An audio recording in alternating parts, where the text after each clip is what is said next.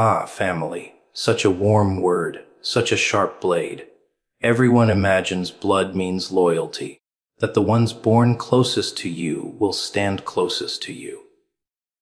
But sometimes, the very people at your table are the ones sharpening the knives under it. And when the cracks begin to show, when the smiles don't match the eyes, you'll learn the hardest truth. Not everyone who shares your name deserves to share your future. Separation feels cruel, like tearing skin from bone. But sometimes it's the only way you survive. Because not every bond is sacred, not every embrace is safe, and not every family member is meant to walk with you into the fire that shapes who you're becoming. Blood is not always protection.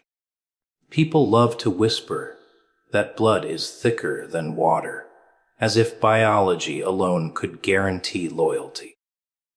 They cling to the idea that because someone carries the same name, the same bloodline, they must be safe. But blood is just liquid, and liquid can be spilled. You see, family is not always the shield you think it is. Sometimes, it is the blade pressed against your back. Think about it. How many betrayals in this world are born not from strangers, but from the people closest to us? Strangers don't have access to your secrets. Strangers don't know how to twist the knife where it hurts most. No, that privilege belongs to family. They know where you are weakest because they've watched you grow. They know how to make you doubt yourself because their words sink deeper than anyone else's. They can smile in your face at breakfast and bury you by nightfall. And the cruel part, you might still defend them because you've been taught to believe family means safety. But blood doesn't save you. Blood binds you, and bindings can strangle.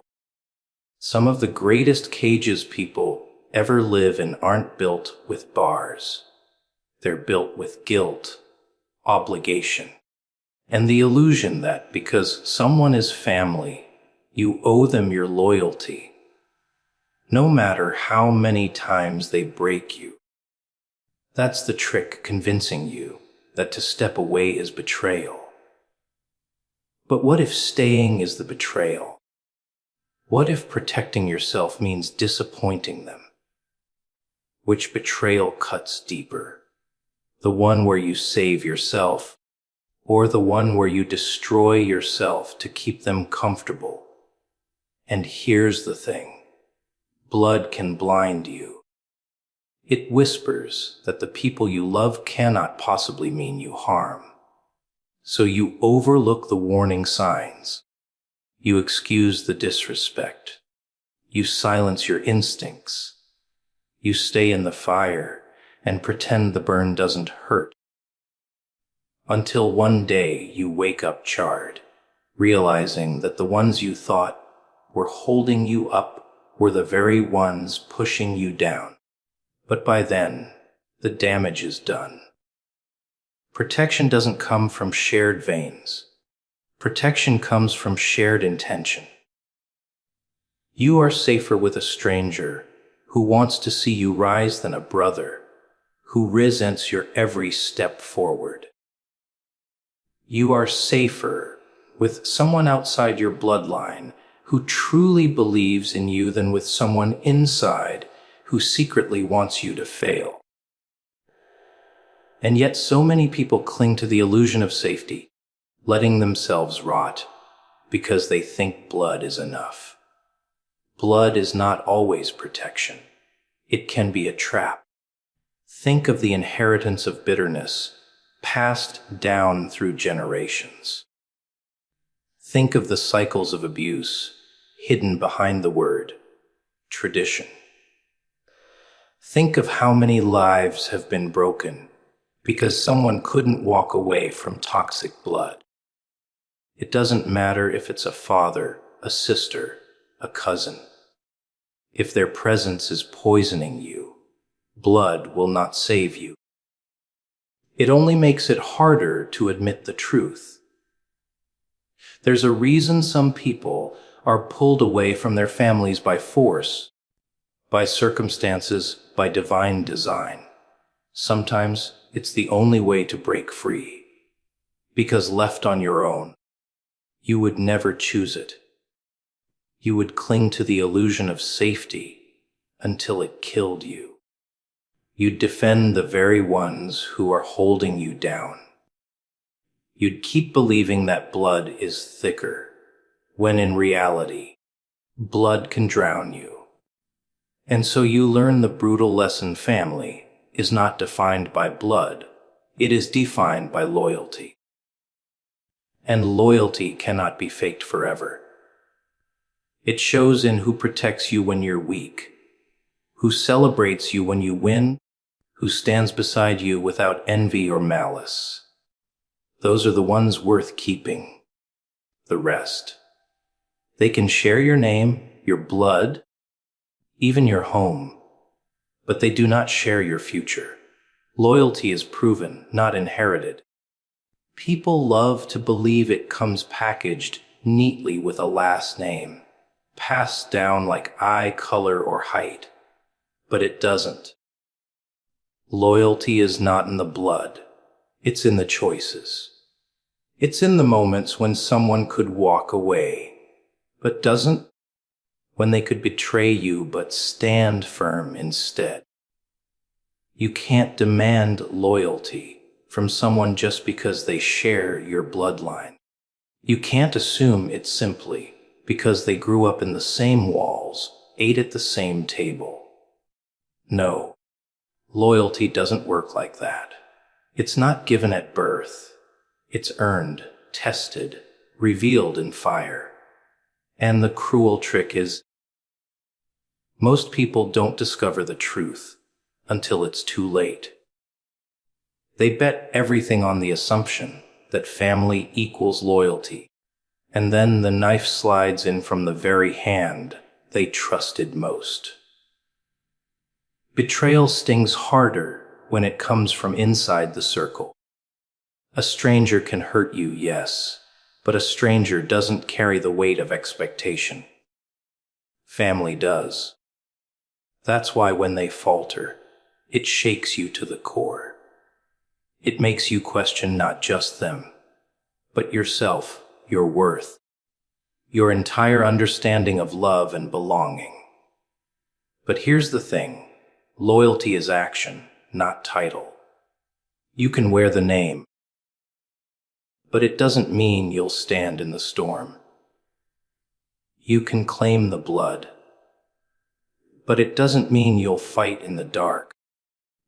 Loyalty is proven in the moments nobody is watching, when sacrifice costs something, when silence is safer, but speaking out is necessary. That's when true colors bleed through. And sometimes, those colors are blacker than you imagined. The world is full of people, hiding behind the mask of family, while their hearts are anything but loyal. They'll smile at you, hug you, say the right words, but when the ground shakes, when the fire burns, when the walls close in, they're gone. And you're left standing in the ashes, realizing you mistook proximity for loyalty. But closeness doesn't mean commitment. Blood doesn't mean bond. You'll see it when jealousy creeps in, when your success is treated like a threat instead of a victory, when your pain is minimized instead of comforted, when your vulnerability becomes their weapon instead of your shield. Those are the cracks that reveal the truth. And yet, so many ignore it. They cling to the illusion, insisting that loyalty must be there because it should be there. They'd rather live with the lie than admit the bond isn't real. But pretending doesn't protect you. Pretending only delays the heartbreak. Loyalty has to be tested. And tests are not comfortable. They demand fire. They demand moments where someone has to prove themselves, where they must choose between their gain and your good. And in that crucible, you'll see who's truly loyal and who's only pretending. That's the moment of clarity most people spend their lives avoiding. But clarity comes whether you want it or not. The truth is, loyalty doesn't always come from where you expect. Sometimes it comes from the stranger who had no reason to stand by you, but did anyway. Sometimes it comes from someone outside the family, outside the bloodline, who proves with action what others only claimed with words. And then you realize a family is not about heritage. It's about loyalty. It's about who actually shows up, not who says they will. Loyalty is proven, not inherited. And that's why it's so rare. People want the comfort of believing it's automatic, but it never is. It has to be tested. It has to be seen in fire, in darkness, in the moments where betrayal would have been easier. Only then do you know. Only then do you see who deserves to walk beside you. Everyone else. They might share your blood, but they do not share your loyalty. Separation is survival, not betrayal. People confuse the two because they've been taught that walking away from family is the ultimate act of disloyalty, the ultimate wound. They say you should endure, forgive, tolerate, because family is family, no matter what. But what they never tell you is how many lives have been shattered, how many dreams buried, how many souls destroyed because someone stayed where they should have left. Survival doesn't always look like fighting. It often looks like stepping away.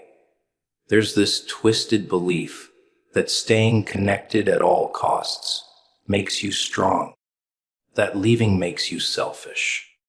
But survival demands choices that feel cruel.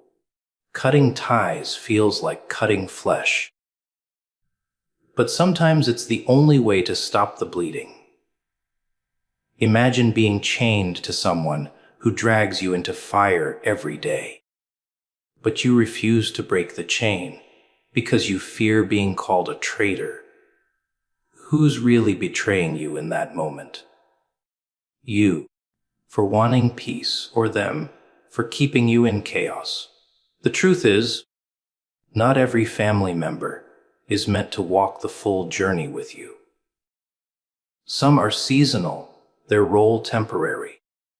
They were only ever meant to be part of your beginning, not your destination. The danger comes when you keep trying to drag them into places they were never built to go. You start shrinking yourself to fit their limits. You start dimming your light so theirs doesn't look so dull. You suffocate because you think survival means staying, when in reality, survival means leaving before they drown you too. Separation doesn't mean hate. It doesn't mean revenge. It doesn't even mean forgetting where you came from. It simply means recognizing who can't come with you. It means drawing the line between love and survival, between loyalty and destruction. Sometimes the people you're closest to are the very ones holding you back, keeping you trapped in cycles of fear, bitterness, and smallness. And if you keep letting them, it's not loyalty. It's slow suicide. The world will call it betrayal. They'll whisper that you abandoned your own, that you turned your back on family. But what they won't see is the nights you cried in silence, the times you gave everything until you had nothing left, the years you carried weights that weren't yours. They won't see how survival forced your hand. All they'll see is the separation, not the suffering that made it necessary. And maybe that's the price of freedom, being misunderstood. But freedom is worth it.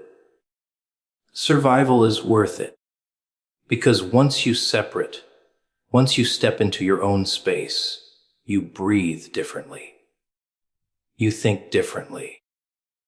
You see possibilities that were invisible when you were buried under someone else's shadow. You start to remember who you were before the noise, before the guilt, before the endless cycle of obligation. That's when you realize the truth. Survival wasn't betrayal.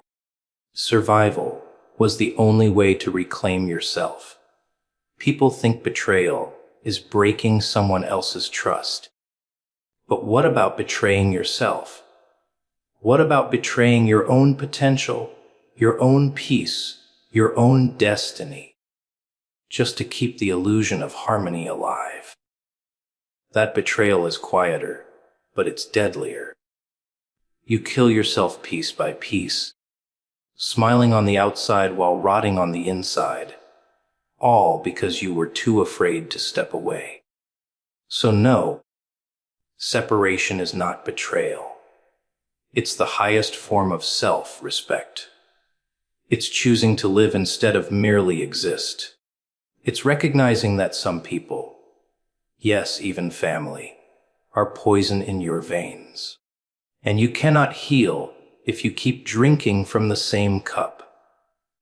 Survival means you break the cycle, even if it leaves you standing alone. Because standing alone free is always better than standing together broken. The closest ones can carry the sharpest knives. That's the part nobody warns you about. You expect danger from the outside, from strangers, from enemies with clear intentions. But the knife that cuts the deepest is the one slipped quietly into your back by someone you trusted. Strangers can't hurt you like that. They don't know your soft spots. They don't know your secrets. They don't know how to twist the blade in just the right place. But the ones closest to you, they've been studying you their whole lives. They've seen you laugh, seen you break, seen you doubt yourself. They know where to strike so the wound doesn't heal. That's why betrayal burns in a way nothing else does. Because you never saw it coming. You weren't looking for it. You were comfortable. You thought you were safe. And in that safety, you gave them access to parts of you no outsider could ever reach. You let them close enough to guard your back, and they chose to use that access as a weapon. That's the real cruelty of it. The wound is sharper not because of the knife, but because of the hands that held it. And yet, people ignore the signs. They excuse the comments that cut too deep. They justify the envy that creeps into conversations. They laugh off the little betrayals, telling themselves it's nothing, because admitting the truth would be too painful. After all, how can the ones closest to you also be the ones destroying you? But denial doesn't dull the blade. It only gives them more time to sharpen it. Sometimes the knives don't even come with malice. Sometimes they come with silence when you needed a voice. Sometimes they come with absence when you needed presence. Sometimes the betrayal is not action, but inaction. The choice to stand back while you fall. That's the knife nobody sees, because it doesn't bleed right away. But the scar it leaves is just as real. The ones closest can hurt you more, because they have more of you to hurt. They've seen you at your weakest, and if envy or resentment takes root in their hearts, they will use what they know against you. They'll weaponize your history, turn your vulnerability into ammunition. And the moment it happens, you realize the knife was never in their hand. It was in their pocket all along, waiting for the right time to be pulled out. And isn't that the most dangerous kind of enemy? The one sitting at your table, smiling, listening, watching. The one who prays with you, laughs with you, hugs you, while quietly sharpening steel behind the curtain. You can spot the enemy outside your walls. You can prepare for their attack. But the enemy inside, the one you welcome in, the one you let guard the door with you, that's the one who kills kingdoms. But here's the lesson most don't want to learn: proximity doesn't equal loyalty. Just because someone is near doesn't mean they're with you. Just because someone shares your blood doesn't mean they share your heart. And just because someone smiles doesn't mean they're safe. The sharpest knives are always hidden behind the warmest faces. That's how betrayal works. It hides under the mask of love until the moment it no longer needs the disguise. The closer they are, the more damage they can do. And maybe that's why survival sometimes looks like distance. Maybe that's why boundaries are not cruelty, but armor. Because if you don't draw the line, if you don't recognize the knife before it's plunged, you'll keep letting them closer, closer, until you can't tell the difference between a hug and a chokehold. Growth demands leaving some ties behind. Everyone talks about growth like it's this beautiful, inspiring climb upward, as if you just keep rising while everything you love rises with you. But that's not how it works. Growth is cruel. Growth is lonely. Growth asks you to walk into rooms where the people you love most cannot follow. And when you try to drag them along, you find yourself stuck, held down, forced to shrink just to keep them comfortable. The reality is brutal. Not everyone is meant to stay. Some ties have to be cut, not because you hate them, but because your future is too heavy to carry with their weight pulling at your ankles. It's easy to talk about sacrifice in theory. Everyone nods their head at the idea of letting go, until it's their turn to actually release someone they thought would always be by their side. That's when the pain hits. That's when you realize that growth isn't just about gaining new things. It's about losing old ones. You lose people. You lose comfort. You lose the version of yourself that once fit perfectly into their world. And the moment you begin to stretch, they start to notice you don't fit the same way anymore. And not everyone likes that. Some people cling to the old you, the small you, the one who didn't make them feel insecure. They'll remind you of your flaws, not to help you, but to anchor you. They'll mock your ambitions, not because they're unrealistic, but because your ambition threatens their stagnation. They'll guilt you, twist your love for them into chains, make you feel like leaving them behind is betrayal. But the truth is, Growth and comfort cannot coexist. And the ties that keep you in comfort will eventually suffocate you. The hardest lesson is understanding that leaving doesn't always mean hate. Sometimes it's just reality. You can love them and still outgrow them. You can wish the best for them and still know they don't belong in the next chapter.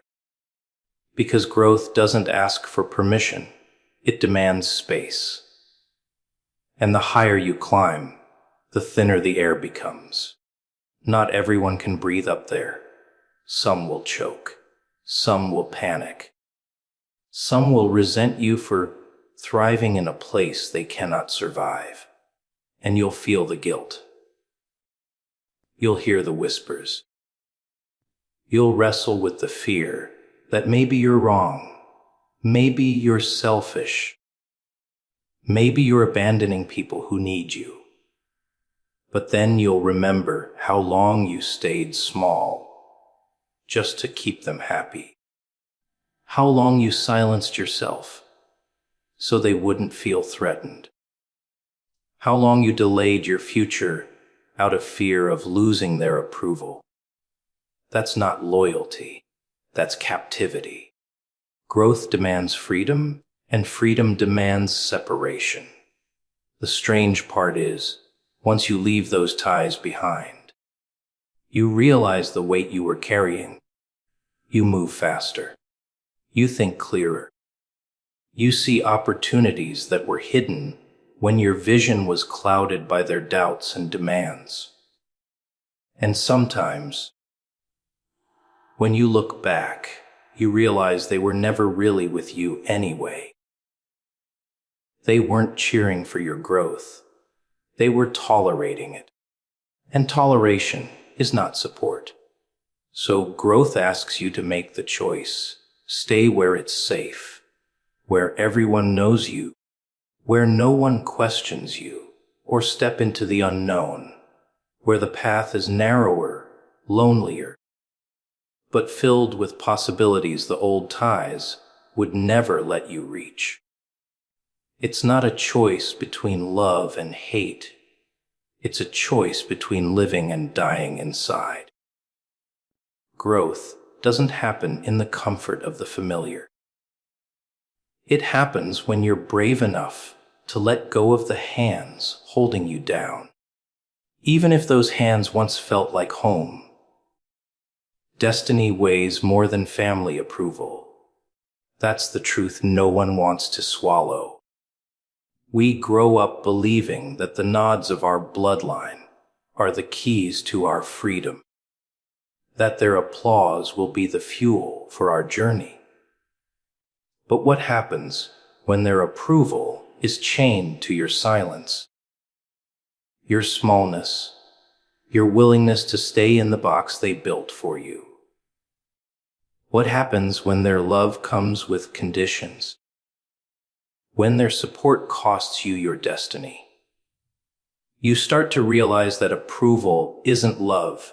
It's control dressed in smiles. And if you're not careful, you trade your future for their comfort. Family approval is intoxicating. It makes you feel safe, like you belong. You crave it because deep down you want them to see you, to be proud, to say the words you've always longed to hear. But destiny isn't interested in making anyone comfortable. Destiny is messy, inconvenient, unpredictable. It drags you into places that don't make sense to anyone else, especially the ones who want you to stay, where they can understand and manage you.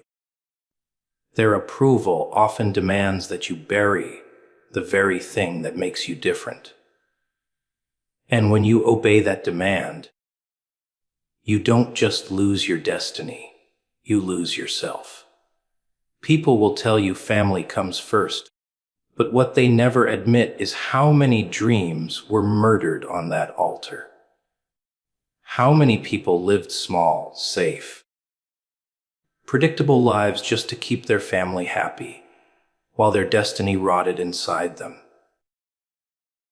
Approval looks sweet in the moment, but it leaves you bitter in the end.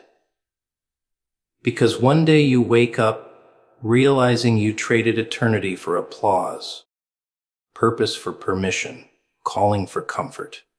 And the worst part, the approval doesn't even last. People are fickle. The same ones who clap for you today can tear you down tomorrow.